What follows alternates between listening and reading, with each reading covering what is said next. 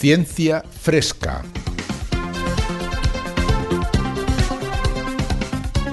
Un espacio de cienciaes.com para comentar las noticias de ciencia más interesantes de la semana. Con Jorge Laborda Fernández y Ángel Rodríguez Lozano.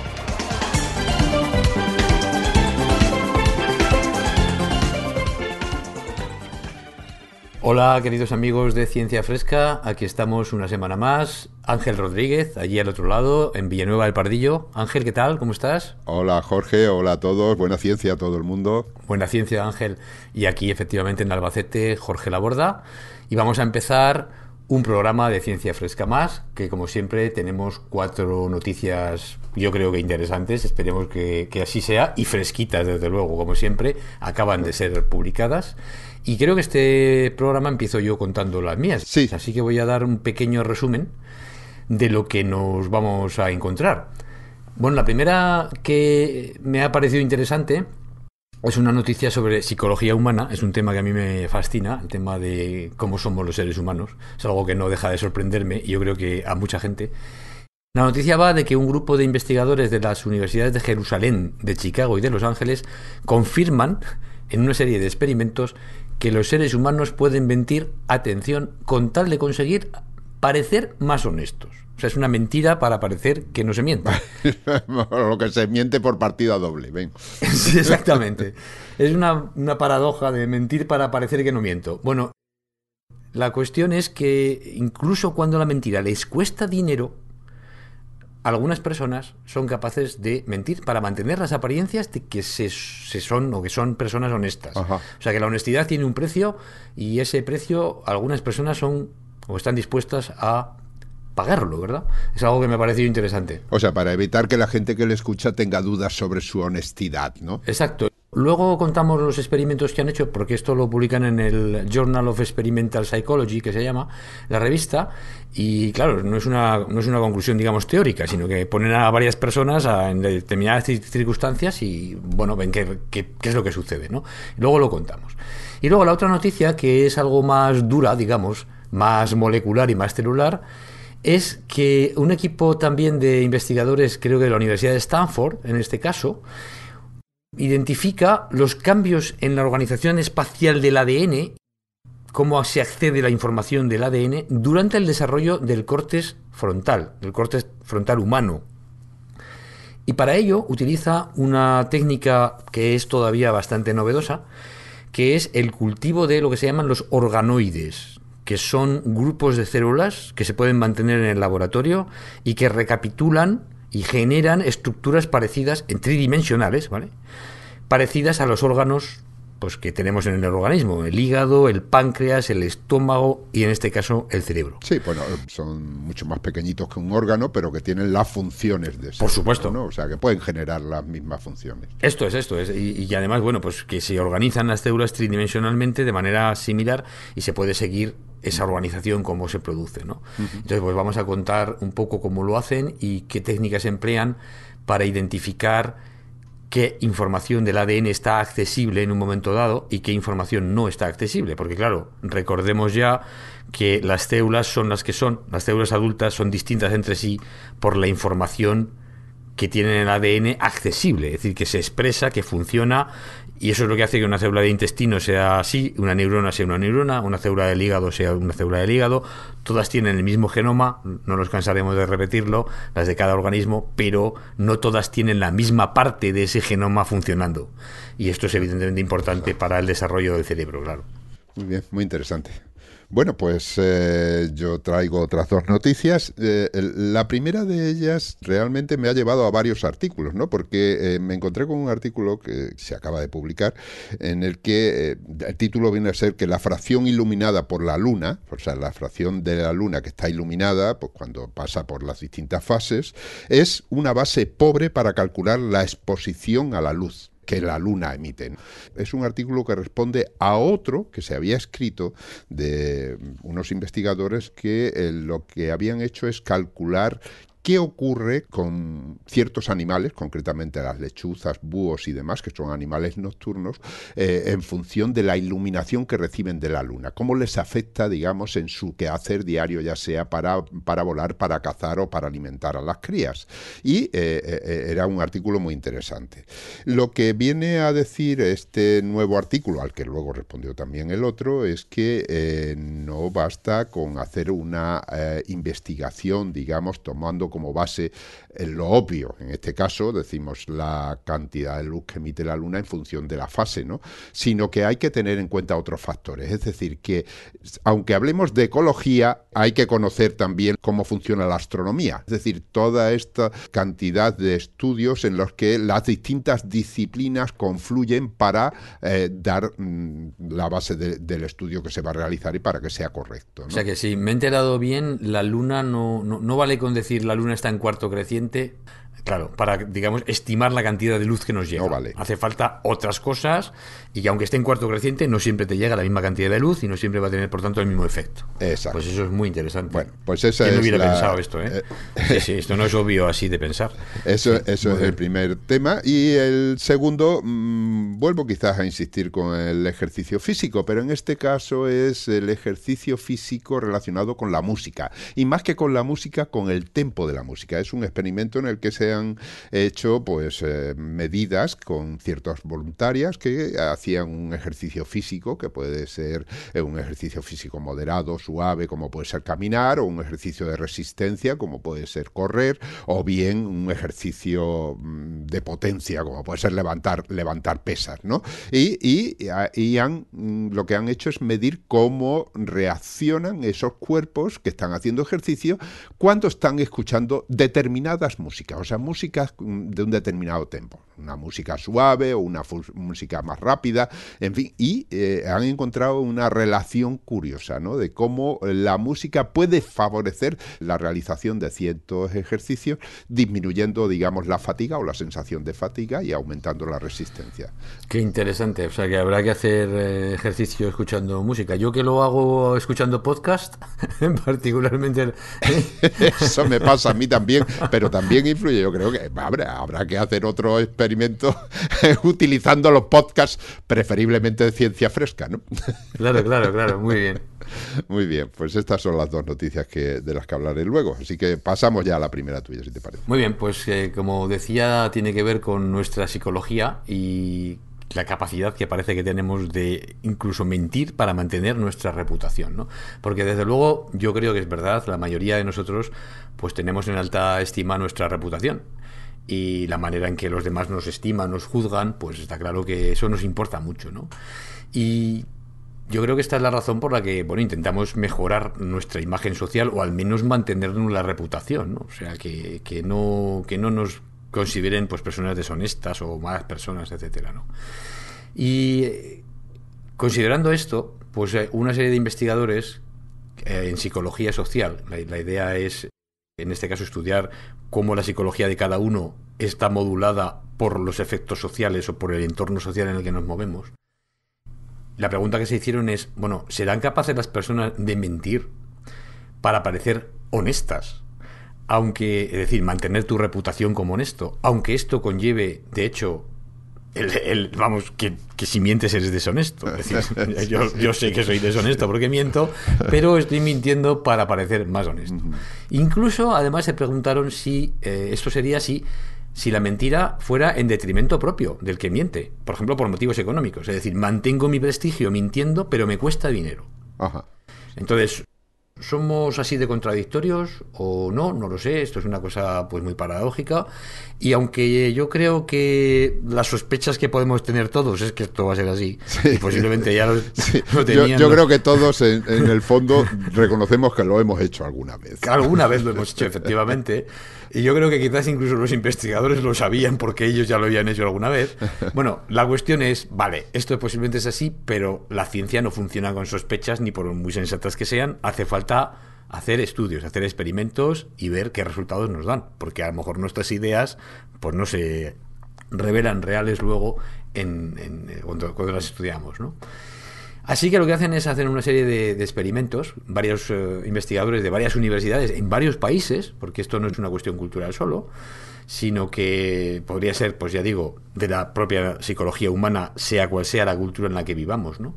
Y ponen a una serie de personas en una serie de situaciones concretas en las que se les incita a mentir o no para evitar que otros piensen que son deshonestos.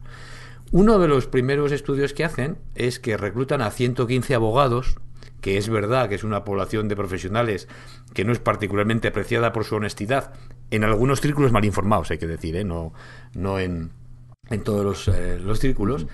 Y lo que le dicen los abogados, les hacen poner en una especie de experimento mental y les dicen, a ver, tú vas a tener un cliente y le vas a decir al cliente que para resolver el caso vas a tener que trabajar entre 60 y 90 horas y vas a tener que facturar, ¿vale? Esta es la situación para todos igual. Ellos no sabían realmente cuánto iban a tener que trabajar de momento, ¿no? Entonces les dicen a los abogados a la mitad que han trabajado 60 horas y a la otra mitad que han trabajado 90 horas y que hagan la factura. Claro, el cliente no sabe cuánto ha trabajado el abogado. No sabe si has trabajado 60, 70, 80 o 90 horas. Entonces, ¿qué hacen los abogados que les dicen que han trabajado 60 horas? Bueno, pues facturan por una media de 62 horas y media. Es decir, entre todos hay algunos que facturan por 60, hay otros que facturan por 65. La media de esos 115 salen 62 horas y media. Es decir, en conjunto mienten 2 horas y media que les quitan, digamos, las cobran sin haber sido trabajadas. Sin haberlas trabajado, vale, han mentido, pero para sacar más beneficio. Claro, sacan ellos más beneficio y la mentira es creíble, es decir, ellos han trabajado prácticamente cerca del mínimo. Le han dicho al cliente que van a trabajar de 60 a 90 claro. Y han trabajado 62 y medio. O sea, pues es creíble. Ha sido una mentirijilla. Exacto, esa mentirijilla me la quedo yo y es beneficio mío. Pero ¿qué pasa con la población de abogados, o sea, la gente del experimento, la parte de la población de muestra, digamos, que ha sido estudiada, a la que les dices que han trabajado 90 horas y que tienen que facturar? Bueno, pues resulta que estos, en lugar de facturar las 90 horas, o facturar más, facturan 88 horas de media. Es decir, le regalan al cliente realmente 2 horas de su tiempo. Qué curioso, siempre regalan lo mismo, más o menos. Pero... Sí, más o menos lo mismo. Sí, digamos que la mentira más o menos va por ese lado, por esa cantidad, digamos, de proporción. Pero en este caso pierden dinero. Es decir, la idea es que si yo facturo las 90 horas y le he dicho que voy a trabajar de 60 a 90, pues el cliente va a pensar que estoy facturando el máximo. Ajá. Y que el máximo, pues hombre, no era probable que se llegara al máximo. Claro. Si el rango es de 60 a 90, pues hombre, 80 y tantas, ¿no? 65 a lo mejor, como mucho.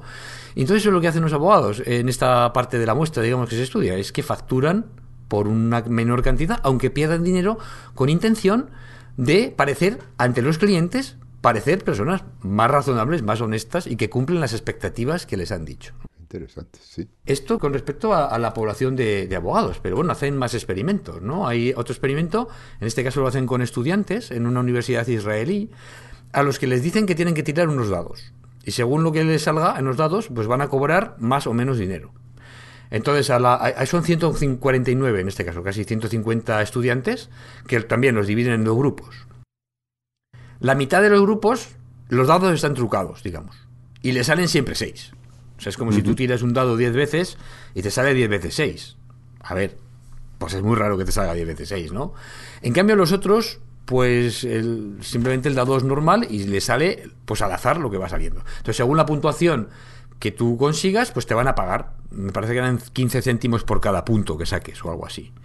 Bueno, ¿qué hacen los que reciben los dados trucados para que salgan siempre 6? Y siempre sacan 6. Pues mienten y dicen no. O sea, el 24% dicen que no les ha salido siempre 6.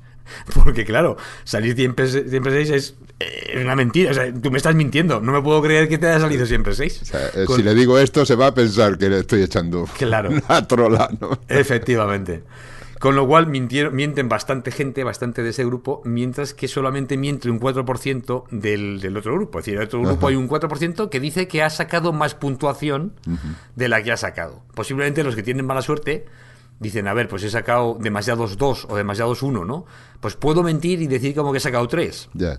Es decir, que la media es mayor y entonces mienten. Saben lo que han sacado, obviamente los investigadores saben lo que han sacado y saben que han mentido, ¿no? Y aún todavía hacen otros experimentos con una cantidad de adultos también que trabajan en el transporte y les dicen que tienen que hacer varios viajes para llevar mercancías de aquí a allá y trabajan en una compañía que lo máximo que paga son 400 millas, están en Estados Unidos, 400 millas de transporte, y les dicen también a los participantes que la mayoría de los que trabajan en la empresa pues dicen que trabajan entre 280 y 320 millas al mes, más o menos lo que hacen. Bueno, pues ¿qué pasa cuando les dicen a los participantes que han conducido 300 millas y que tienen que facturar? Y otros que han conducido las 400 millas, es decir, el máximo, y que también tienen que facturar. Pues los que han conducido 300 millas mienten muy poco porque saben que están justo en el rango de lo que la media hace y facturan por 301 milla de media. Es decir, mienten muy poquito. En cambio, los que les dicen que han conducido 400 millas, de nuevo, no se lo van a creer. No puede ser que yo haya conducido el máximo. Claro. Entonces, para que sea yo honesto, tengo que mentir y decir que he conducido menos millas. Y es lo que hacen. Mienten y dicen que han conducido 384 millas solo, que ya es menos de las 400, pero realmente es más creíble. Pues es más, exacto, eso es más creíble, ¿no? Y aún hacen otros experimentos en el Reino Unido con 544 participantes y les sale de nuevo la misma conclusión. Es decir, cuando las expectativas se cumplen, la realidad, digamos, es muy por encima de las expectativas. Si, por ejemplo, pues eso, me sale 10 veces 6 en un dado, o 20 veces seguidas 6, lo que sea, ¿no? Entonces, eso, como no es creíble, una parte de la población, yo no digo que seamos todos, tiende a mentir incluso cuando eso te causa un perjuicio económico. Es decir, no voy a facturar lo que realmente he trabajado o no voy a ganar lo que realmente podía haber ganado en el trabajo que sea o en las condiciones que sean, ¿no? Y es una cosa, pues eso, bastante paradójica, en donde tú mientes para mantener una reputación de persona honesta. Y parece que eso lo puede hacer pues una serie de personas, no te digo que lo podamos hacer todos o que lo puedan hacer todos, no lo sé, porque esto, como todo, habrá una distribución en curva de Gauss. Habrá los que mientan siempre, habrá los que nunca mientan y habrá los que mientan de acuerdo a las circunstancias. Sí, eso está claro. Yo creo que esto será así. Y bueno, en cualquier caso, pues me ha parecido curioso que experimentalmente se confirma la capacidad que tenemos de mentir para parecer que no mentimos, ¿no? Se confirma que todos somos iguales. Tarde o temprano alguno lo hace, ¿no? Me ha parecido muy curioso. Muy bien. Así que hay que dar el estudio, que ya digo, varios investigadores de varias universidades israelíes y americanas, publicada en el Journal of Experimental Psychology, que se llama la revista. Bueno, pues entonces vamos a pasar a mi primera noticia. Como decía, es en realidad un conjunto de noticias. A mí me llamó la atención pues la primera que se acaba de publicar de unos investigadores de la Universidad de Potsdam, en Alemania. Hablaban de usar, digamos, la fracción iluminada de la Luna como base para calcular la cantidad de luz que nos llega de la Luna.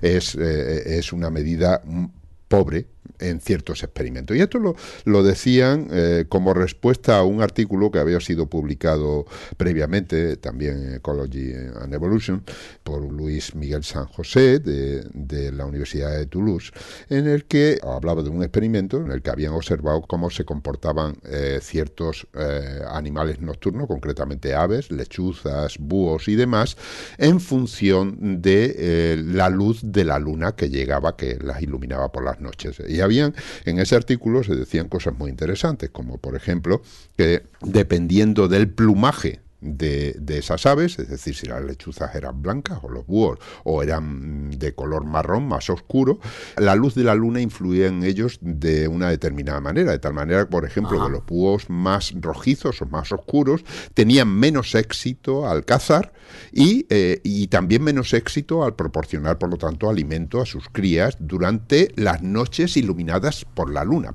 llena, es decir, cuando existía mayor iluminación. En cambio, los búhos blancos, las lechuzas blancas, les ocurría lo contrario, y eso es llamativo, porque lógicamente al ser blancos deberían reflejar más la luz de la luna y por lo tanto ser más visibles para las presas. Bueno, pues no era así. El plumaje blanco lo que hacía, según la interpretación que hacían ellos, es que en los ratoncillos y las presas que iban a cazar, el hecho de que brillaran más a la luz de la luna les producía una especie de congelación, o sea, se quedaban, digamos, parados el tiempo suficiente como para que el animal pues les atacara y los cogiera con más facilidad. Sí, como los faros de un coche, ¿no? Exacto. O sea que habría, digamos, especies de búhos que tendrían más éxito cuando la luna es llena y especies de búhos que tendrían más éxito cuando la luna es nueva, digamos, no hay luna. De esos no hablan, pero sí hablan del hecho de que influía la luz. Cuando más luz había, tenían más éxito los que eran más blancos, los que reflejaban más esa luz, ¿no? Y lo mismo ocurría, decían, a la hora de alimentar a los pequeños, ¿no? Cuando tenían una camada y esas camadas, por los más blancos, digamos, recibían más comida. Bien, este era el artículo original, al que, como digo, respondía Christopher McKibben, que se llama el investigador, junto con otros, de la Universidad de Potsdam, diciendo que hay que tener cuidado cómo se valora la luz de la luna.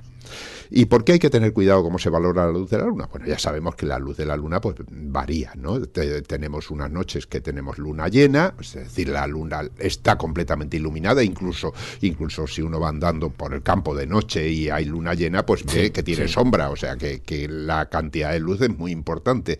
Luego, pues a medida que va cambiando la fase, distintas noches en las que la luna está en lo más alto, pues va recibiendo menos luz, ¿no? Según sea cuarto creciente o cuarto menguante o luna nueva, cuando ya no emite luz ninguna. Influye también, por supuesto, la altura de la luna, es decir, la luna sale por el este, entonces se va elevando poco a poco y en función de esa elevación sobre el horizonte nos va llegando más o menos luz, y eso hay que tenerlo en cuenta a la hora de valorar estos experimentos, que por cierto también en el artículo dicen que no es el único experimento que se ha hecho, ¿no? Por ejemplo, se comentan experimentos en los que se examinó los intentos de los tiburones blancos para capturar focas al amanecer o bajo luna llena. También hay otros experimentos en los que se ha examinado cómo se comportan ciertas aves que comienzan a cantar un momento antes cuando tienen luna llena o no. Es decir, que estos estudios no son la primera vez que se hace, se han hecho en otras ocasiones.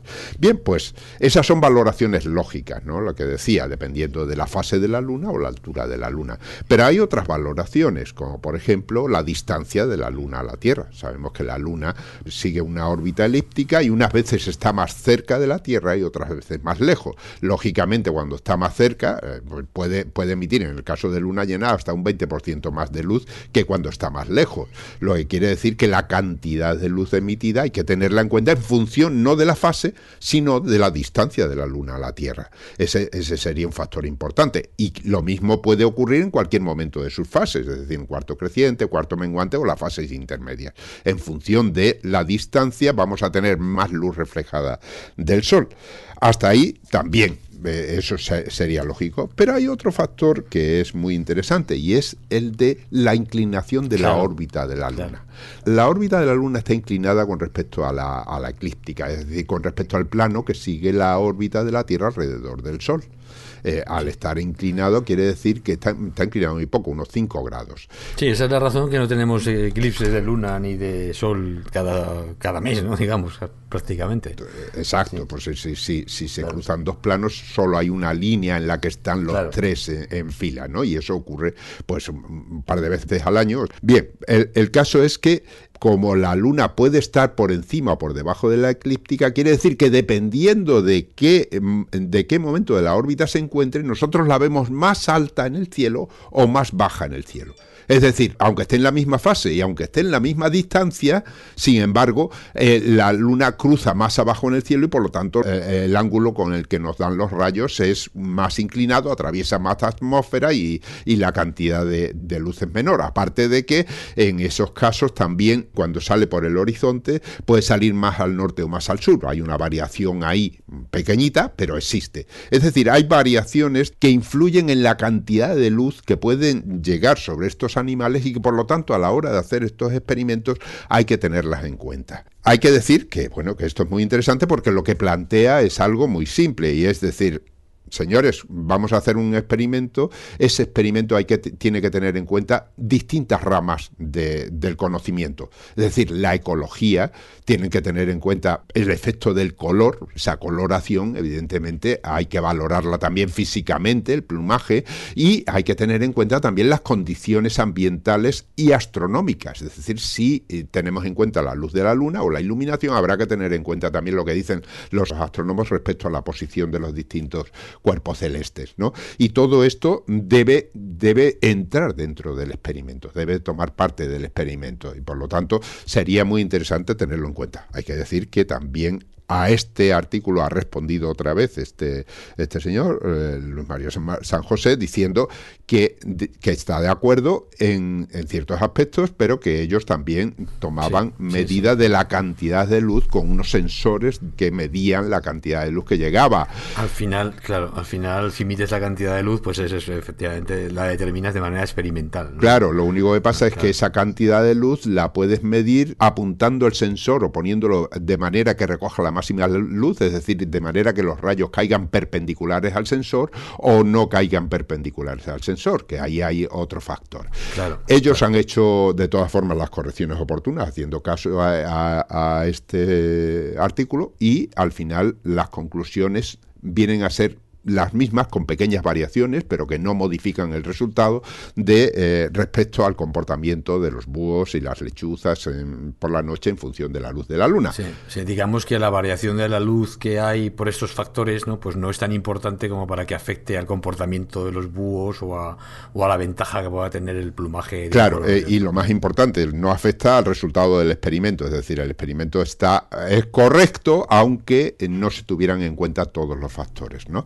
De todas maneras, está muy bien esta noticia, en mi opinión, porque nos da una idea de lo difícil que es hacer buena ciencia y de todos los factores que entran en muchos experimentos, y por qué a veces unos investigadores concluyen una cosa y luego otros concluyen, pues no exactamente lo opuesto, pero no exactamente lo mismo que los anteriores, porque efectivamente afectan tantos factores a un determinado, pues qué sé yo, proceso, ¿no?, que se está estudiando, que a veces es muy difícil tenerlos en cuenta, y efectivamente además a veces esos factores se salen de la disciplina del investigador. O sea, este hombre que está estudiando los búhos, pues posiblemente de astrofísica no sabe mucho, ¿no? Lo mismo que el astrofísico pues no sabrá mucho de búhos o de ecología de las lechuzas. Claro. Entonces, claro, poner en contacto todas estas cosas, que a veces hay que poner en contacto eso que se llama la multidisciplinaridad, ¿no? O sea, ser muchas disciplinas conjuntas, pues esto no es fácil conseguirlo, y hacer buena ciencia a veces es complicado, ¿no? Hay que repetir, Claro, y además hay una cosa muy importante, ¿no? El hecho de que se emita un artículo, se pueda escribir otro artículo diciendo, oye, os sabéis, en este sentido aquí hay un fallo, o por lo menos algo que no es tan correcto a lo mejor como debería, y yo creo que lo deberíais mejorar en este sentido, y cómo el otro responde y dice, vale, lo he tenido en cuenta, lleva razón en esto y esto, y yo creo que eso es lo bonito de la ciencia, ¿no? Lo bonito de la ciencia es que uno hace un experimento, a lo mejor no ha tenido en cuenta, porque es imposible tener en cuenta, como tú dices, todos los factores, alguien escribe y no escribe para decir tú eres un sinvergüenza y lo has hecho mal, no, dice yo creo que hay que tener en cuenta este factor y yo como consecuencia lo rehago, y ahí ganamos todo. Efectivamente, ¿no? Es un poco el mecanismo de autocorrector de la ciencia, que su propia, digamos, la propia disciplina científica pues va generando una continua mejora, ¿no?, del conocimiento que tenemos, y se va mejorando. Pero eso no quiere decir que el conocimiento, a ver, esto es importante, no quiere decir que lo que se sabe hoy es que va a ser falso mañana. Eso no es así. Claro. O sea, estamos en la frontera del conocimiento y a lo mejor no sabemos, todavía no lo hemos adquirido, pero una vez que está adquirido ese conocimiento es a veces muy difícil, por no decir imposible, que vaya a ser falso. Por ejemplo, va a ser como que muy difícil que digas, no, es que el ADN en lugar de tener una doble hebra ahora son 3. Claro. ¿Verdad? O sea, vamos a ver, es que esto no es que ahora de repente un investigador ahora se vuelva a estudiar el ADN y vuelva a ver si es verdad todavía hoy lo que fue verdad ayer. No, es que esto se está comprobando todos los días en los laboratorios del mundo. Mira, aprovecho para decir, por ejemplo, que con esto de la epidemia del coronavirus, que está por ahí, los laboratorios del mundo están utilizando una técnica que es la reacción en cadena de la polimerasa, que solo funcionaría, o sea, solo funciona si el ADN es de doble hebra, es decir, tiene 2 hebras. Si tuviera 3, pues a lo mejor no funcionaba. Es decir, si de repente toda esta técnica deja de funcionar, a lo mejor es que unos extraterrestres malvados han llegado y nos han puesto una tercera hebra en el ADN, ¿no? Y todo deja de funcionar. Obviamente esto es una cosa absurda y no es así, pero el conocimiento en el que se basa... Es decir, que se basa en muchas técnicas y muchas cosas que estamos haciendo todos los días en laboratorios, en hospitales del mundo, está confirmado todos los días que es así. Claro, porque claro. si no, no funcionarían las cosas, ¿no? Claro, y está confirmado por múltiples caminos. Exactamente. Que es lo interesante. Y en última instancia continúan confirmándose, ¿no? De manera que si surge algo que varía, ese algo se detecta, ¿no? Bueno, pues hasta aquí la noticia. Muy bien, pues nada, pasamos a mi segunda noticia, que la podemos titular Organoides para el estudio del cerebro humano, ¿no?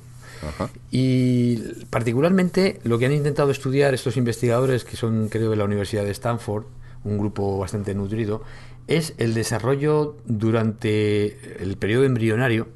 O sea, estaban interesados en estudiar ese desarrollo del córtex cerebral frontal, que es la región del cerebro responsable de las funciones más elevadas de la inteligencia humana y del razonamiento humano, ¿no? Esta es la región del cerebro que más se ha expandido durante la evolución de los homínidos y de los simios, en fin, por supuesto hasta llegar al ser humano. Y es una región importante porque si se producen fallos en las conexiones neuronales que ahí van a tener lugar durante el desarrollo, pues vamos a tener retraso mental o vamos a tener susceptibilidades a enfermedades mentales.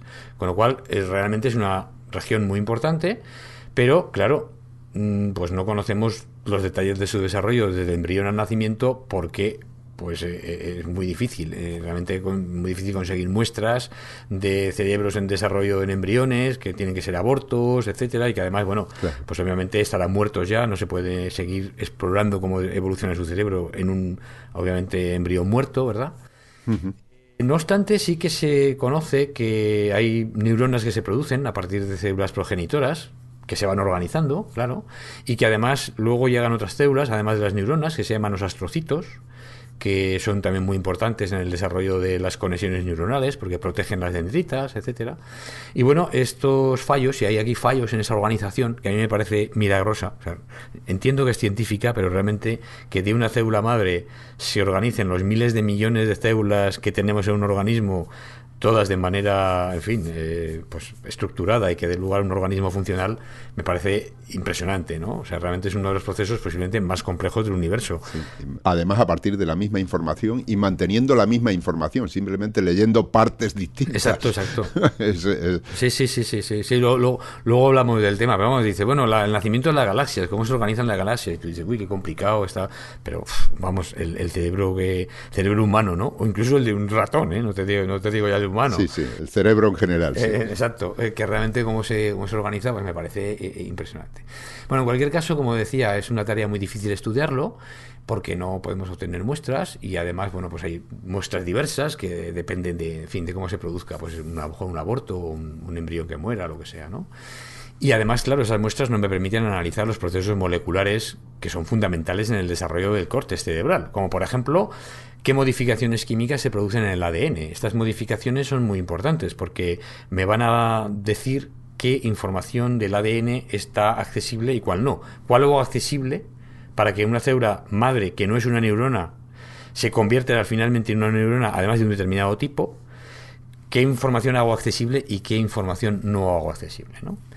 Y esto de la información accesible es una cosa muy, muy interesante, que a lo mejor, pues en general no tenemos una idea de cómo va. Se me ha ocurrido una metáfora, una analogía, para ver cómo las células tienen la información accesible o no. Claro, nosotros tenemos, por ejemplo, información en libros. Bueno, imagínate que tenemos varias colecciones de libros de distintas materias, por ejemplo, pues cómo hacer músculo, cómo hacer una factoría química metabólica, que serían las células del hígado, o cómo hacer células que se comuniquen entre sí, se manden información entre sí. Y tenemos una serie de libros que me dicen cómo fabricar estas cosas, ¿no? Esos libros están en el ADN, pero claro, en el ADN no tengo estanterías con los libros. Los libros, las letras de los libros, son una ristra de letras, una detrás de otra, que me forman como si estuvieran escritas en una cinta, ¿vale? Es decir, no tengo libros con páginas, sino que tengo una cinta en donde están las letras escritas. O sea, un solo renglón muy largo. Un solo renglón, exacto. En ese renglón están todos los libros. Es decir, no es un libro entero, sino que están todos los libros, los que me permiten fabricar neuronas o células musculares o células del hígado. Y para fabricar una neurona, de ese renglón, tengo que dejar que se estire, digamos, el renglón o los renglones donde está la información para fabricar neuronas y se enrollen, como en ovillos, el resto del renglón. O sea, el resto de la información de esa tira está enrollada y no es accesible. No me interesa la información de hacer un hígado en la neurona, me interesa la información de cómo las células se comunican entre sí. Y claro, esta información no está accesible de entrada, es decir, a lo largo del desarrollo desde la célula madre tiene que saber de alguna manera cómo organizar el ADN para que la información de la neurona y de hacer que la neurona funcione esté accesible y que no esté accesible la otra información, ¿no? La que no hace falta. Entonces, esto, claro, no se puede hacer en un cerebro, digamos, en un embrión que está muerto. Y lo que hacen los investigadores es, bueno, yo ya sé algunas cosas de cómo va el desarrollo del cerebro embrionario, porque he conseguido algunos datos de esas muestras que no me han permitido estudiarlo todo, pero algo me han permitido conocer. Voy a hacer ahora lo que se llama unos organoides, que son unas estructuras tridimensionales de células a partir de células madre pluripotentes inducidas. ¿Qué es esto? Pues son células que, por ejemplo, cojo células de la piel de un ser humano adulto, las modifico genéticamente, esto ya llevamos más de una década que se sabe, y las convierto en células pluripotentes. Les pongo una serie de genes dentro que van a, digamos, como resetear el ordenador, o sea, resetear el programa. Hago que esas células que son adultas vuelvan a creer que son embrionarias y que tienen que volver a empezar todo el programa del desarrollo. ¿De acuerdo? Entonces esto lo pongo en un medio de cultivo, en unas condiciones en donde reinicio todo este programa del desarrollo en condiciones además tridimensionales. Es decir, me van a formar como unos organoides, en donde las células se van a comunicar en 3 dimensiones y van a empezar a formar estructuras parecidas a las del cerebro humano, pero en un frasco de cultivo, ya digo, en condiciones tridimensionales. O sea, que esas células madres en un momento determinado empiezan a dividirse y empiezan a diferenciarse como ocurriría en un embrión, ¿no? Efectivamente, efectivamente. Entonces, dice uno, bueno, ¿y cómo sé yo que lo que está pasando en el organoide es parecido a lo que pasa en el cerebro en desarrollo? Pero ese organoide es muy pequeñito, ¿no? Muy pequeñito, sí, solamente pueden ser algunas miles de células nada más. Sí, muy pequeño. Pero bueno, ¿cómo sé yo que está pasando lo mismo? Bueno, yo tengo ya información de lo que pasaba en el cerebro, en las muestras que yo he sacado en distintas, que yo he extraído de embriones, en distintas etapas del desarrollo. Tengo una serie de información, como por ejemplo, qué genes están funcionando, y también sé de esos libros que hablaba antes, de ese renglón de libros que hablaba antes, sé cuáles son los que están desenrollados, y por tanto la información está accesible, y cuáles están enrollados en un ovillo, y por tanto la información no es accesible. Va a pasar lo mismo en los organoides. O sea, lo primero que se han preguntado los investigadores es, ¿esto es válido? Es decir, como modelo de estudio, ¿me vale a mí estudiar estas cosas en el frasco de cultivo y la información que yo voy a obtener del estudio es válida porque representa, digamos, reproduce lo que realmente está produciéndose en el ser humano en desarrollo? Y para eso lo que hacen es estudiar qué zonas, efectivamente, de los cromosomas están desenrolladas y cuáles no, y las comparan con las que estaban desenrolladas y no en las muestras que tenían, digamos, en la información limitada que tenían de las muestras de cerebro humano, de embriones humanos reales, ¿no? Y encuentran que efectivamente esto es válido. Es decir, los organoides están reproduciendo los procesos de reestructuración del ADN que parece que suceden en el cerebro humano, no solo desde el punto de vista de lo que se enrolla y de lo que se desenrolla, como decía antes, sino también de las modificaciones químicas, modificaciones que se llaman epigenéticas, que controlan pues qué genes están en funcionamiento y qué genes no están en funcionamiento. Con lo cual, bueno, pues lo que han encontrado, o sea, la importancia de estos estudios es que por primera vez los investigadores son capaces de generar unas estructuras en el laboratorio que son estos organoides. A ver, se han generado organoides antes, ya digo, sí, se han generado de páncreas o de intestino, etcétera, pero no se habían generado de corte cerebral. Además lo hacen de 2 tipos de estructuras. A ver, dejan crecer esto casi 2 años en el cultivo, Atención, esto no es, o sea, no es que lo hagan en varios días. Los organoides lo dejan creciendo, pueden llegar a estar creciendo en cultivo hasta 2 años. Claro, van analizando durante ese proceso, van analizando por técnicas que son impresionantes. O sea, es que realmente hay una técnica que consiste en transfectar o en infectar, si quieres, con un virus que tiene una proteína que se llama, bueno, es una transposasa, que se va a insertar en las zonas del ADN que están abiertas, o sea, que están desenrolladas. En esos renglones de los libros que hablaba yo, como están accesibles, esta transposasa se mete ahí y marca, deja una huella de que se ha metido en esa zona que está accesible a recuperar la información. Con lo que se puede identificar. Claro, analizando qué zonas del ADN la transposasa se ha metido, pues puedo saber cuáles son las que están abiertas. Claro. Qué libros están abiertos o desenrollados y qué libros no están abiertos. Y puedo analizarlo a lo largo del tiempo. Es decir, lo puedo hacer a los 50 días, a los 100 días, en fin, a lo largo del tiempo y ver cómo va abriéndose y cerrándose el ADN, o sea, o desenrollándose, si tú quieres, y enrollándose el ADN desde la célula madre hasta una célula neural o una célula glial, en fin, los distintos tipos de células que van formando o que van a formar el córtex cerebral. Con lo cual, lo que tenemos aquí, sobre todo, o sea, la importancia del estudio es un modelo en cultivo que me reproduce bastante bien, por lo que parece, el proceso de desarrollo del sistema del córtex cerebral, y claro, eso me permite ahora, por ejemplo, estudiar si tal mutación en tal gen, tal problema en tal gen, qué problema del desarrollo tengo en esos organoides, cómo va a afectar esto al ADN, cómo va a afectar a la estructura, a las conexiones neuronales que se forman. Y por supuesto podría utilizar a lo mejor fármacos o estrategias terapéuticas para que, sabiendo que ese es el problema que se produce, voy a intentar minimizarlo. Y puedo probar en esos organoides pues fármacos o estrategias, en fin, intervenciones terapéuticas para paliar lo que luego puede pasar en el ser humano normal en el desarrollo, ¿no? Ajá, muy interesante, sí, sí. Así que, bueno, me ha parecido un estudio muy interesante que está publicado en la revista Science y, ya digo, una serie de investigadores de la Universidad de Stanford que son los que llevan a cabo el estudio, que me parece, pues en algunos casos, yo creo que este tipo de estudios son realmente de ciencia ficción, ¿no? O sea, es decir, esto era ciencia ficción. Yo cuando acabé la carrera, para mí esto hubiera sido ciencia ficción literalmente. Es más, es tan ciencia ficción que yo creo que no se les ocurrió a nadie, ningún escritor de ciencia ficción, llegar a identificar las técnicas que hay ahora de utilización o sea, de sacar información del genoma, ¿no? O sea, por ejemplo, vuelvo a la epidemia esta de coronavirus. O sea, secuenciar el genoma del virus es ahora cuestión de, en fin, es muchísimo más sencillo que lo que fue, por ejemplo, en la anterior epidemia del SARS del año 2003, donde se acababa de secuenciar el genoma humano en el año 2000 y la tecnología de secuenciación no había desarrollado todavía, en fin, no había dado todo su potencial. Es que ahora mismo, en fin, secuenciar no ya el genoma de un virus, el de una bacteria, o el de comparar poblaciones de peces que están en aguas contaminadas versus las que no están en aguas contaminadas, secuenciar varios genomas de especímenes de dos situaciones distintas y comparar qué ha pasado, eso es factible hoy para un grupo de investigación. Hace 20 años hacía falta la comunidad científica entera para secuenciar un genoma. Sí. Y hoy en día, pues eso es, vamos... Sí, no es así, ¿no? y este asunto de los organoides, la verdad es que es impresionante.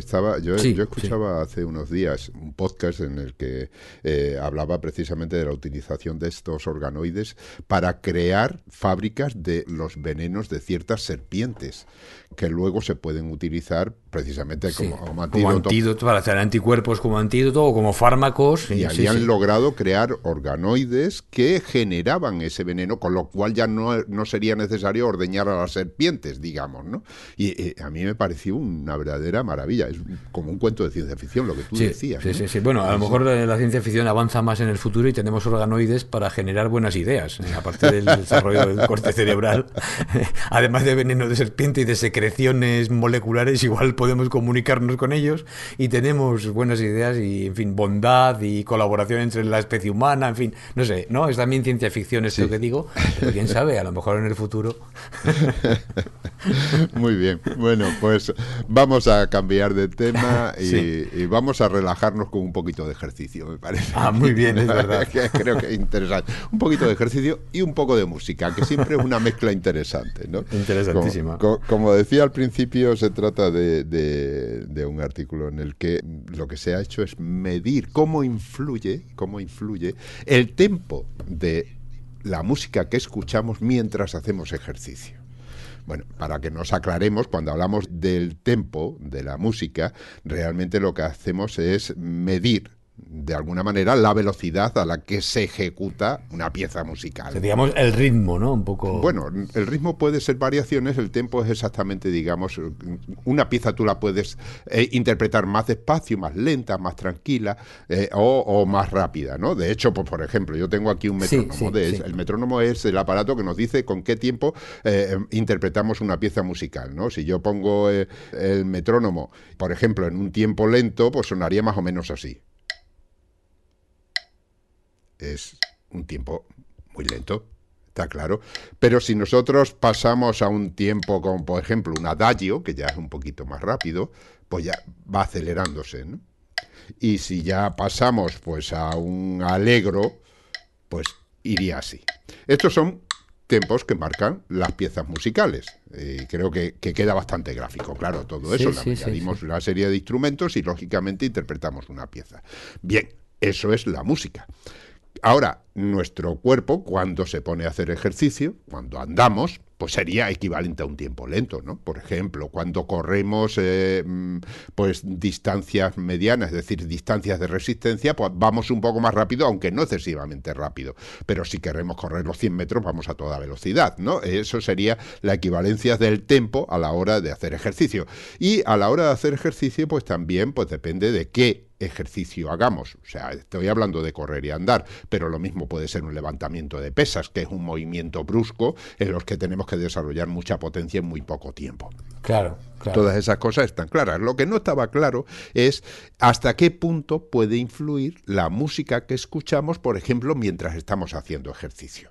Yo salgo a correr todos los días y yo me pongo, pero no me pongo música, yo me pongo un podcast. Entonces, lógicamente, ahí es otra cosa. Pero hay algo que sí te marca, que es que tú estás escuchando algo y por lo tanto estás distrayendo la mente respecto al ejercicio que estás haciendo, ¿no? De todas formas, antes de meternos en faena y describir el experimento, hay que decir y dejar bien claro que por supuesto se han hecho muchísimos estudios de la influencia de la música en los distintos procesos que tienen lugar en el cuerpo. Por ejemplo, en el sistema nervioso autónomo, en el sistema nervioso central. Se ha comprobado que sirve para regular la presión arterial o la frecuencia cardíaca. También se han comprobado que existe una relación, y eso todos lo sabemos, con ciertas funciones del cerebro, ¿no? La atención, los pensamientos, el comportamiento, el estado de ánimo. Hay una serie de cosas en las que la música actúa y tiene verdadera importancia. Pero en este caso, pues lógicamente lo que se trata es de ver la relación con el ejercicio.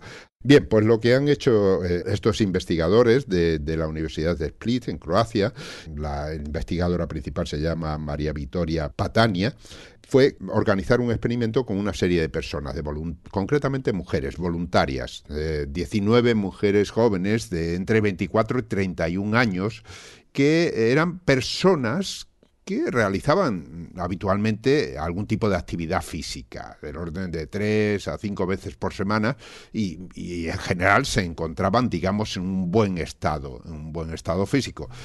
Lógicamente también se midió su estatura, su masa corporal, una serie de parámetros que permitían luego medir el esfuerzo y contabilizar también la sensación que ellos sentían a la hora de hacer el ejercicio, porque es tan importante el esfuerzo real que se hace como la sensación del esfuerzo que uno tiene cuando lo está haciendo. Una sensación que se traduce en un sentimiento de incomodidad, de fatiga, a medida que uno va haciendo más ejercicio. Es decir, algo que de alguna manera se puede medir. Bueno, pues a estas personas se les dijo que hicieran una serie de ejercicios, ¿no? Concretamente, uno de los ejercicios consistía en moverse caminando a una velocidad de unos 6,5 kilómetros la hora, que es un ejercicio, digamos, de resistencia durante un tiempo sobre una cinta de correr, y otros ejercicios iban encaminados a ejercicios de potencias, de gran exigencia física, como es, por ejemplo, levantar peso.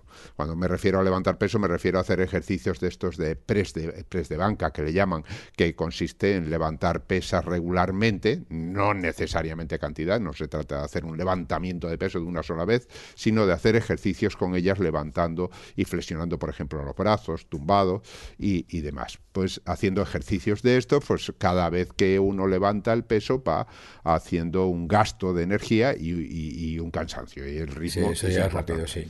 Bien, estos eran los ejercicios que hacían. Mientras tanto, se les ponía música. ¿Qué tipo de música? Bien, pues cada uno de los ejercicios y a cada una de estas personas se les hacía o bien no escuchar música, que era una de las opciones, o bien músicas que iban del orden de 90 a 110 pulsaciones por minuto, es decir, lo que podíamos decir un alegro, y luego músicas que iban ya a 130 a 150 pulsaciones, o música de un tempo muy alto, que son 170 a 190 pulsaciones por minuto. Lógicamente, eso se hacía con determinadas canciones tipo pop, para que las participantes pudieran escuchar pues una música determinada. Y al mismo tiempo que hacían eso, pues lo que hacían es evaluar la frecuencia cardíaca, la calificación del esfuerzo, el esfuerzo percibido, es decir, cómo percibían el esfuerzo estas mujeres cuando lo iban haciendo, en función de la música que iban escuchando. Buscaban la relación de unas cosas con otras. Bien, pues cuando hicieron esa calificación del esfuerzo recibido, encontraron que durante los ejercicios de resistencia, es decir, durante una caminata larga, la percepción de ese esfuerzo era un 11% menor que cuando no se escuchaba música. Además, el tempo también influía, porque esa diferencia era la mayor justo cuando se trataba de música que iban a un tempo más rápido. Un 11% es mucho, ¿eh? Sí, un 11% bastante. O sea, quiere decir que uno puede resistir más tiempo, porque la sensación que tiene es que el cansancio es menor, ¿no? Que está uno consumiendo menos energía, te va exigiendo menos esfuerzo, ¿no? En cambio, eso ya no era tan eficaz cuando se trataba de condiciones muy altas, es decir, o carreras muy rápidas o ejercicios que exigían mucha potencia en muy poco tiempo. O sea que el mayor efecto de la música se producía precisamente en esos ejercicios de resistencia, mucho tiempo de ejercicio, aunque la cantidad de energía que estás gastando no es tan grande por minuto, digamos, ¿no? Entonces ellos han llegado a la conclusión de que la música lo que puede hacer es distraer la fatiga y sobre todo la incomodidad. Y por lo tanto, al distraer la fatiga y la comodidad, es un efecto psicológico que... Tiene un efecto psicológico importante que te permite seguir haciendo ejercicio. Claro, te permite aumentar la participación durante los ejercicios. Sin embargo, cuando experimentamos con la música, lógicamente habría que tener en cuenta muchísimos factores, además del tempo, el tipo de música. Lo mismo que también las letras de las canciones. Lógicamente, si uno está distraído escuchando una historia, que es lo que decíamos de los podcasts, ¿no? Ahí no te distrae el tempo. Aunque el que te lo esté contando lleve un ritmo más o menos pausado mientras te lo cuenta, ahí lo que te capta la atención es el contenido, porque estás distraído escuchando y aprendiendo. Entonces eso te distrae de ese esfuerzo y de esa incomodidad y te permite quizás llegar más lejos. Claro. También puede ser que te duermas en los laureles, sea tan interesante que al final te das cuenta que casi vas andando cuando lo tenías que correr, ¿no? Estás tan concentrado en la información que estás recibiendo que no vas tan deprisa. Sí. Eso puede pasar también. Claro, pero bueno, al final, digamos, el contenido de esta investigación y lo interesante es que ese tempo influye en la percepción de la fatiga y por lo tanto en la incomodidad, y favorece la participación en el ejercicio cuando se trata de ejercicios de resistencia. Sí, y tú que eres maratoniano y habrás corrido algunas carreras, ¿dejan que la gente vaya en una carrera con auriculares o música o algo o no? Sí, perfectamente. Puedes ir con auriculares o con lo que quieras. Como no la vas a ganar, no tiene pero alguno puede ser que la diferencia entre ganar o perder sea que... Bueno, eso es como lo de las zapatillas, música, ¿no? Hay que diferenciar entre lo que es ejercicio de élite y ejercicio popular. Entonces, en mi caso, se trata de ejercicio popular. Uno va a correr contra uno mismo. no va a ganar, evidentemente, porque cuando uno entra en el puesto 1000 y pico de 1000 y pico, francamente, la alegría es haber terminado, ¿no? Sí. No es haber corrido más o haber corrido a lo mejor medio minuto menos de lo que corriste la última Claro, vez, ¿no? y si mientras corrías encima has escuchado una música interesante, pues mejor. Claro. O te han contado una historia en un podcast que te ha permitido aprender, pues mira, maravilla de maravillas. Efectivamente. Pero claro, es importante el ver que, bueno, que una distracción, lo mismo que unas buenas zapatillas y una buena equipación, pues ayuda. Y hace que el ejercicio sea más llevadero, más agradable y sobre todo esos momentos duros que hay en los ejercicios de resistencia, en los que uno dice, estoy ya hecho polvo, no sé si seguir, pues lo superas con más facilidad. Muy bien, pues estupendo. La verdad es que cualquier cosa que nos ayude a seguir haciendo ejercicio, porque ya hemos dicho muchas veces en este programa los enormes beneficios, bueno, yo en Kilo también varias veces, ¿no? Los enormes beneficios que tiene hacer ejercicio con regularidad, pues creo que es una buena noticia, algo que nos puede ayudar a mejorar nuestra vida, nuestra salud, nuestro estado de ánimo, además de aprender algo de ciencia. Claro. Y yo creo que también es parte del objetivo de estos programas, ¿no? Está muy bien contar algo de ciencia, pero si además esa ciencia puede tener algún, en fin, nos lleva o lleva con ella algún consejo que nos puede mejorar nuestra vida, pues mejor que mejor. Claro, qué cosa mejor que decir aprendo y al mismo tiempo que aprendo, no solo alimento mi mente, sino que favorezco el desarrollo y el mantenimiento de mi cuerpo. Estupendo. Muy bien. Pues nada, Ángel, hemos acabado un programa más de Ciencia Fresca y nada, emplazamos a los oyentes a dentro de un par de semanas, esperemos. Ajá. Por cierto, tenemos una celebración que se me había olvidado decírtela.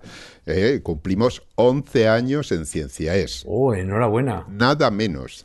11 años divulgando la ciencia a través de Cienciaes. Tenemos más de 32 millones de audios servidos desde nuestro servidor exclusivamente. Creo que eso yo no lo podría haber soñado. De hecho, recuerdo que cuando llegamos a 3 millones de audios me puse muy contento y hubo un oyente que escribió y dijo, a ver, a la próxima a los 10. Pues no, señor, los 10 no, 32. 32 sí. Millones. Sí, bueno, es increíble y efectivamente hace poco también celebraba yo los 500 kilos, que si me lo cuentas cuando yo me acuerdo que nos encontramos en la Facultad de Medicina de aquí de Albacete, que vinimos a una mesa redonda y me convenciste para que me pusiera a hacer kilos y dije, venga, voy a ponerme. Pues fíjate, 505 creo que van ya. Y ahí estamos, y bueno, que sigamos mucho tiempo, ¿no? Y bueno, sí, claro, esa es la idea. Sí. Y además seguiremos, porque tenemos el apoyo de todos los que nos escuchan y todos los que nos envían sus donaciones, gracias a las cuales salen estos programas. Y se lo tenemos que agradecer. Desde luego.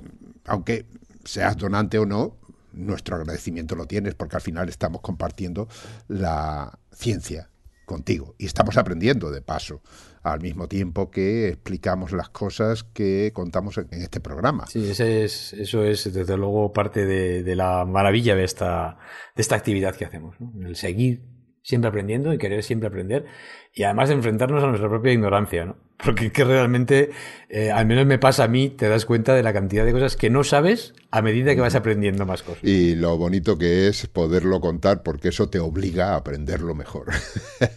Sí, efectivamente. Muy bien, Jorge. Bueno, pues nada, Ángel, un abrazo, buena ciencia y hasta dentro de 2 semanas, lo he dicho. Un saludo a todos. Pues nada, hasta dentro de 2 semanas y buena ciencia a todos. Adiós.